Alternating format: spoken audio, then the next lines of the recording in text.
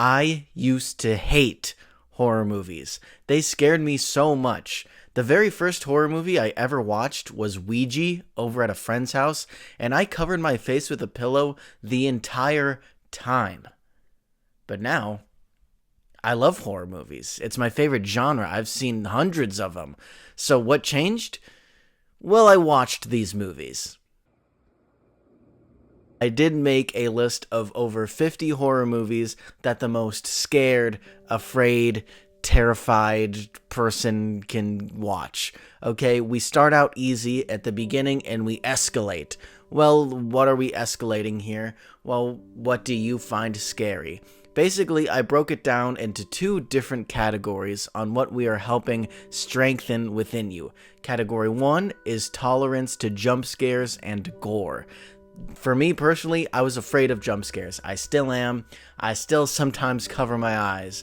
But I've gotten a lot better because of these movies. Category number 2 is more psychological horror movies. Ones that get in your head. They're think pieces. You gotta figure out the metaphors. So my goal is if you watch all the movies on this list, you should be able to tolerate the gore in Terrifier 2, the jump scare of the Skinamarink phone, and be able to watch Midsummer without looking up a YouTube video explaining it after. I've watched all these movies personally, so I am vouching for them. All of them are at least somewhat good. That's my basis, but I tried to pick really good ones that I personally like. So it is not an increase of quality, but instead an increase of gore, jump scares, and psychological terror. Okay, with that, let's begin. Our first step is if you've quite literally never seen a horror movie before in your life, you're too scared, you don't want to get into it, well, these are the movies made for children, okay? It's right there in the name. These are made sure that they are safe for kids. These are rated PG. Nothing too scary is going to happen, I promise. Some movies on this list would be Coraline. That's a really good one. Got a lot of kids into horror. Number 2 is Monster House. Maybe not as good as Coraline, but it still introduces you to the concepts of horror. For some live action, you can watch Monster Squad, which is from the 80s. It's really cheesy. We got, Werewolf, Dracula, The Mummy. It's all being goofy. It's all funny. It's just for 10-year-old boys to go, wow, this is awesome. But again, it's just slowly implementing the concept of horror in your head. Some other picks would be Paranorman, or if you're just the most scared of the scared, the best I can do is Scooby-Doo 2, Monsters Unleashed, so it can at least introduce you to the concept of monsters.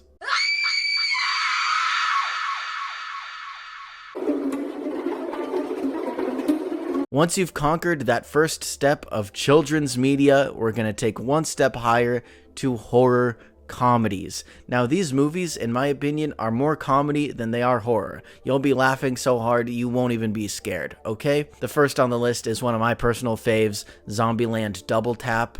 Yes, it is a sequel, but you don't really have to watch the first one. I think it's better than the first one, funnier than the first one. The jokes land so hard, and you'll be laughing throughout. Next, we have Bride of Chucky. Again, this is a sequel to the Child's Play movies, but this one, in my opinion, is not only the best, but the funniest. Next up is Freaky. This is a body swap movie. A teenage girl gets body swapped with a serial killer.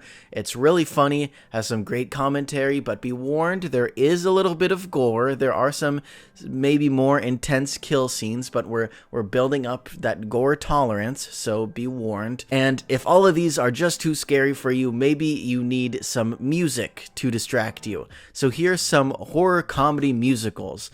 We got Little Shop of Horrors, that's a classic, a great one, and then Anna and the Apocalypse.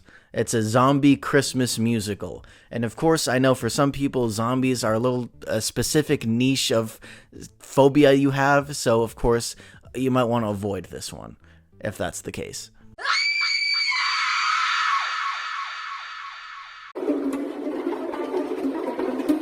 Now that we've finished horror comedy, let's take a step up to what I call the award winners.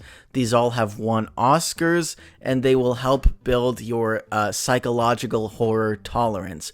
All of these are a little creepy, get in your head about atmosphere. There's not so much slasher running around killing people than it is, talking about we live in a society sort of thing. First up, we have Silence of the Lambs.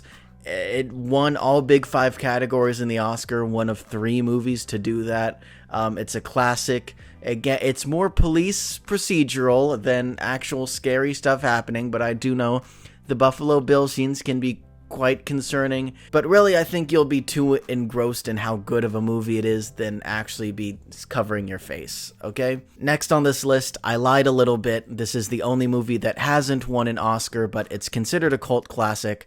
American Psycho. Come, it's Patrick Bateman. He's a meme now. You can't be scared of a meme. It's about the class commentary, the masculinity commentary, the everything, okay? It's a classic. Next we have Misery. It is a little bit more of a conventional horror than the previous 2. But really, it's just 2 people in a room. Kathy Bates won the Oscar for this role. And it's just that one person. There's nothing supernatural, crazy serial killer thing going on. It's just an obsessed fan. It shouldn't be too much on you. This last pick I might get a little pushback from, but I think you can handle it. It's Get Out. Jordan Peele won the Oscar for Best Original Screenplay for this. And yes, there are some scary moments, but we have to have some scary moments eventually.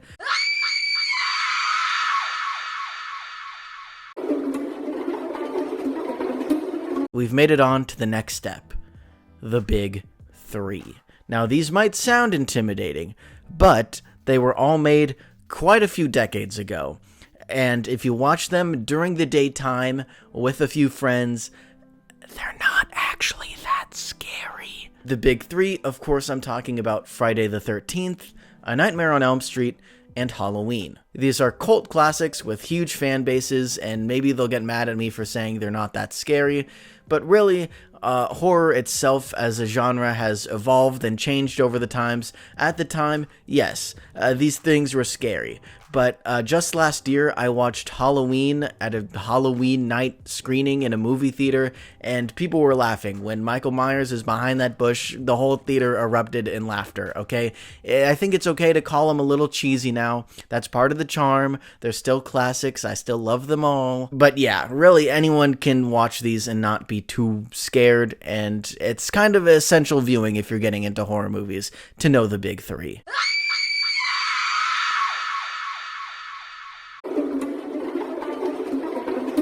And a tier above the Big 3 is just more classics. There's, few decades old. The technology's not up to date. Again, people still can find these scary. I'm not saying it's completely for babies. That's why it's at this tier instead of a lower tier. But, it's yeah. First up on this list, we have Poltergeist, the original, produced by Steven Spielberg. It very much has that Amblin, Spielbergian, childish charm to it.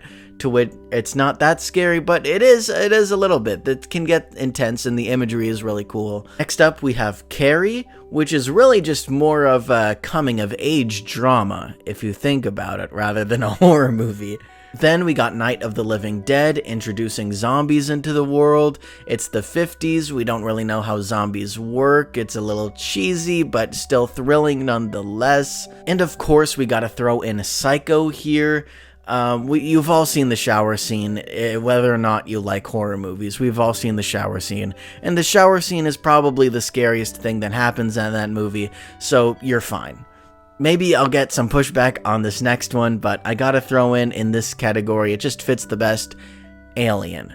In my opinion, it probably is the scariest movie in this tier, but what helps it, kind of settle down a little bit is the technical limitations of the time. The xenomorph can't really move that fluidly or well, so it's kind of constrained to how it's shot.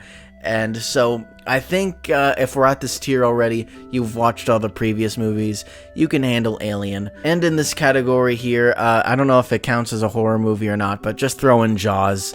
That belongs here too.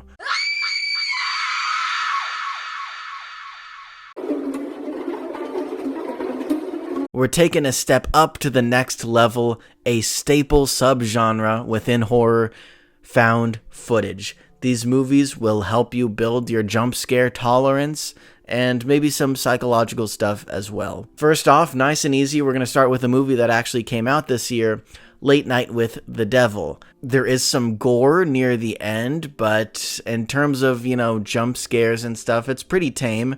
It's really just a talk show gone wrong. Next up, we got the first VHS movie. It's an anthology of several different found footage short films, each directed by a different director. They're all pretty scary. You get your, handful of jump scares in there, but it isn't too bad. Then, of course, we got the classic, one that started it all, or did it? I kind of made a video on that, but we got the Blair Witch Project. I don't want to spoil it if you haven't seen it, but it really helps you build that suspense tolerance. You'll be on the edge of your seat, waiting for a jump scare to come. Will they come? I can't spoil anything, but it's a classic, it's a staple, and we're getting to the scary stuff here. I can't baby you that much now, okay? And with that, we're going to a movie also directed by Eduardo Sanchez, co-director of Blair Witch Project, Exists. Hey, I also did a video on that movie, but I really like Exists. I know maybe people find it, cheesy and stupid, but I like it, and it's got some good jump scares in there. Okay, it's about people just going to the woods and fighting Bigfoot, basically. Non-stop action ride. You'll be on the edge of your seat. You know the rest.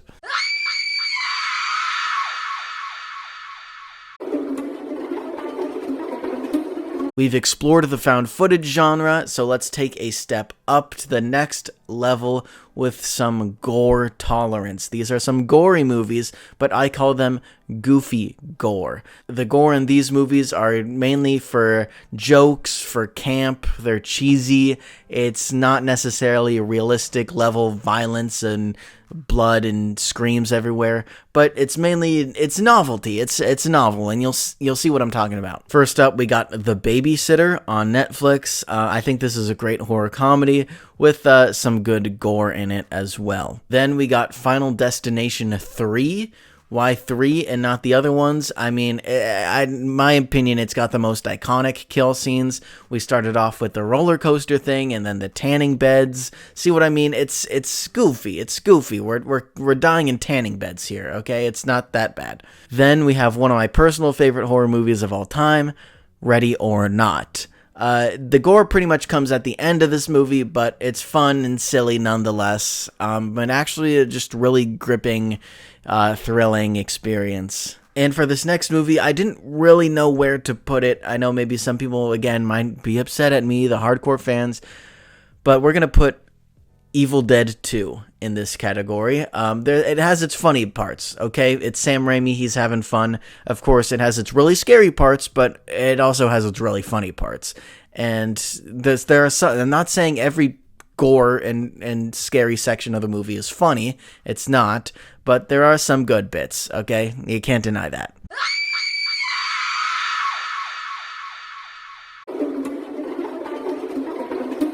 We're nearing the end here, and this next level is just to help with suspense and jump scare tolerance.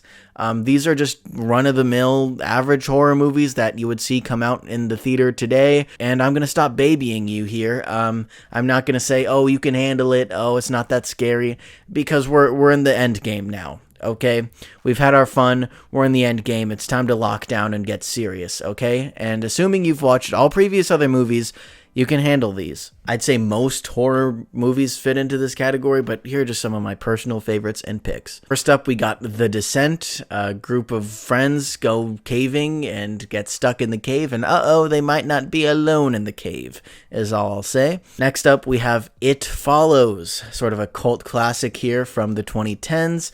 It's getting a sequel. It has its good share of jump scares. It's known as one of the best horror movies from the 2010s. Check it out. Now let's move into some of the best horror movies of the 2020s. We have Cobweb, sort of a niche pick, but I did do a video on it, one of my favorite movies from last year. And then we have Barbarian, one of the best horror movies from 2022.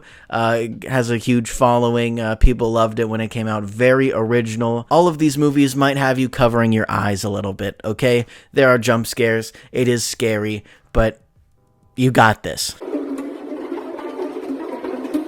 Now we're moving up to the third to last level. This is what I call If You Want to Feel. These movies, some of them are slashers, some of them are more psychological, but these are the movies that just have made me feel the most fear deep inside my body. It's not just, oh, a jump scare's coming, okay, it's over, but these movies have stuck with me after the credits have rolled, and I'm sleeping at bed at night afterwards, and I'm still scared. These are the ones that stick with me, okay? Let's go. First up, we have Black Christmas. It's part psychological, part slasher, but I genuinely might have pooped my pants in the theater while watching this. Up next, we have the classic, the cult classic, everyone's favorite, The Exorcist. Not much I can say here about this. You probably are familiar with it. Next up, we have The Witch, or The Vivitch, if you're trying to be funny. Again, not much to say. It's a classic A24, Anya Taylor-Joy, putting her on the map. Hey, I did a video about Anya Taylor-Joy. It's really one of those movies where you have no idea what's going on or what's going to happen next, and it just keeps you engaged. Then we have The Thing, renowned as maybe one of the best horror movies of all time? I've only seen it once. I definitely need to watch it again, but it definitely stuck with me. And lastly, for a non-stop fright fest, we gotta go with the classic, the OG the Texas Chainsaw Massacre, not to be confused with Texas Chainsaw Massacre, which came out in 2022, but the original, Tobe Hooper. This thing, it's just a fright fest from beginning to end, with quite literal non-stop screaming that will get in your head. Like, literally, the screaming does not stop for minutes at a time. Wild. It's stuck with me.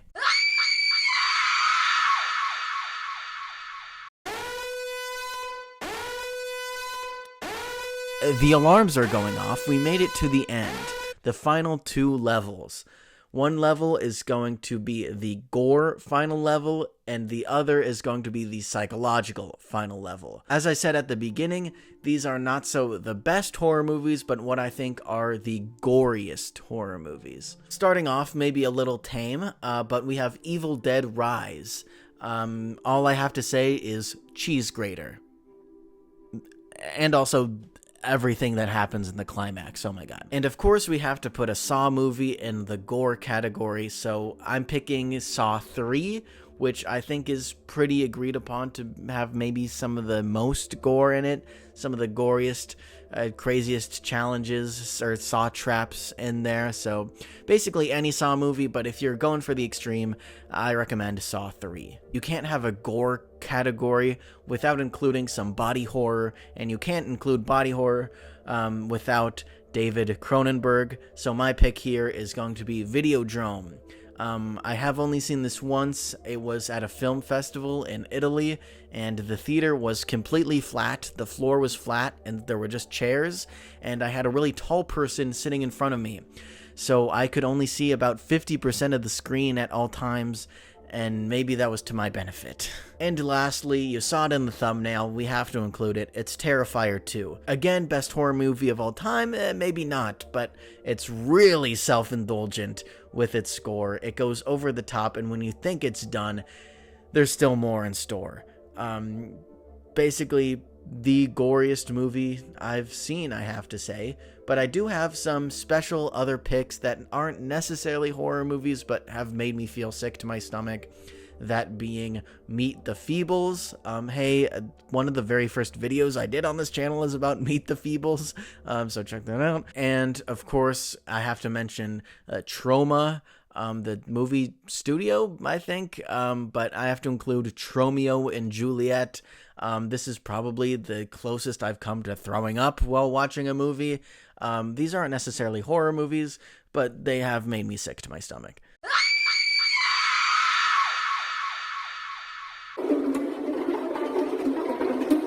And now we've made it to the final level of psychological horror.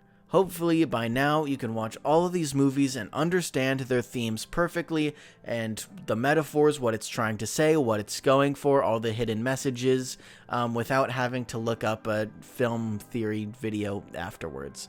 Okay?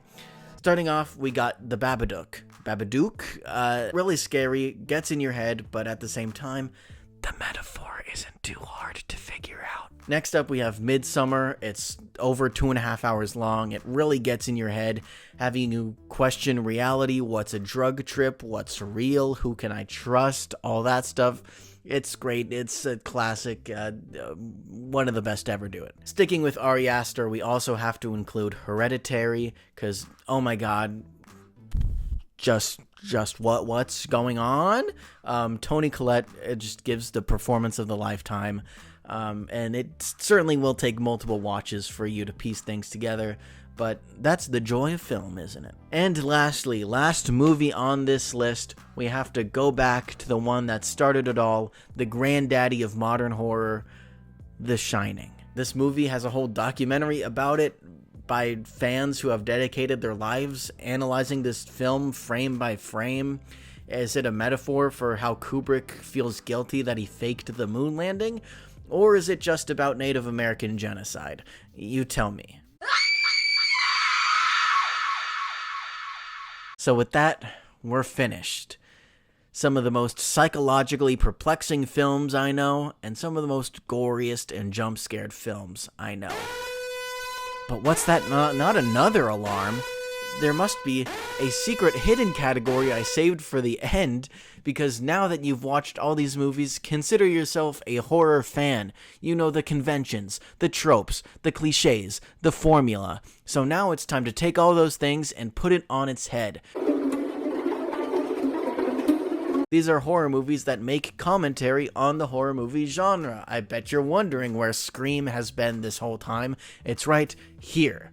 So of course, yeah, you gotta start with Scream. It deconstructs the slasher genre so well, it's so funny. And with that, I'll even throw in the modern Scream 2022. It deconstructs modern horror films now in today's age as well. A little more updated version. Watch both. I think they're both great. Next up, we have Cabin in the Woods. It pokes fun at the conventional sort of Friday the 13th, just bunch of teenagers in the woods sort of slasher genre, puts a whole new spin on it, makes fun of the character cliches, and also like a really interesting concept and mystery going on within it as well. Then we have sort of a hidden gem I wish more people knew about, but Behind the Mask, The Rise of Leslie Vernon.